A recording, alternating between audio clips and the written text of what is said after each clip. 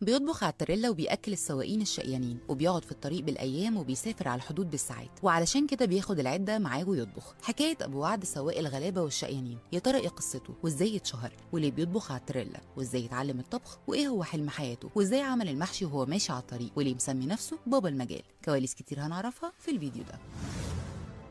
بيسلي نفسه وهو ماشي على الطريق وبيسافر بالأيام والساعات لأماكن مصدر رزقه، وما بيبخلش على حد ولا على أصحابه وبيعمل لهم ولايم تكفي سواقين الطريق. كلامنا هنا عن السواق أبو وعد اللي قلب السوشيال ميديا كلها بأكلاته واختراعاته اللي ملهاش حدود واللي بيحب دايما يسلي نفسه بيها وهو على الطريق. أبو وعد حكاية شاب شقيان وبيسيب أهله وأصحابه ويسافر على الطريق بالساعات والأيام من غير يوم زهق ولا ملل، بالعكس كل يوم بيزيد عنده الإصرار والعزيمة إنه يكون مختلف. عمل لنفسه بيج بتاعته على التيك توك سماها أبو وعد، وقدرت في كام شهر توصل لأكتر من 50,000 متابع داعمين من كل حته في مصر والوطن العربي. نفسه يكون مشهور وتيك توك وبيحمل على التريلات كل حاجه انت عايزها، مواد بنا زي طوب واسمنت وحديد، وفي كمان خضار اقفاص كرنب وطماطم وفاكهه، وكمان بيحمل رمل وبيعشق شغله. ومفيش كام شهر وعمل بيج على فيسبوك سماها ابو وعد بابا المجال، وده نسبه لمسلسل مصطفى شعبان وانه اشطر واحد في مجاله، وده من كتر عشقه ليه. وعلشان وهو في الطريق وغالبيته بيبقى صحراء وطريق طويل ما فيهوش اي استراحات، فبياخد معاه خضار ولحوم وصواني وحلل، وبيقف يعمل اكلات بنفسه وياكل الطريق كله، وبيعمل اطعام لاصحابه والسواقين اللي على الطريق، لدرجه انه عمل محشي بياخد ساعات في بيوتنا ما خدش منه ساعه معاه، وعمله برز وتسبيكه ولحمه ولف الكرنب وسلقها كمان، ومفيش عنده مستحيل، ودف نفسه واكلها هو واصحابه وكملوا بعدها طريقه. وده غير وهو رايح الحدود مع ليبيا فعمل اكله تعبر عنهم في نص الطريق، وقف وعمل المبكبكه المكرونه واللحمه والخضار، وما اخدتش منه وقت خالص، واكل ودلع نفسه واتحرك.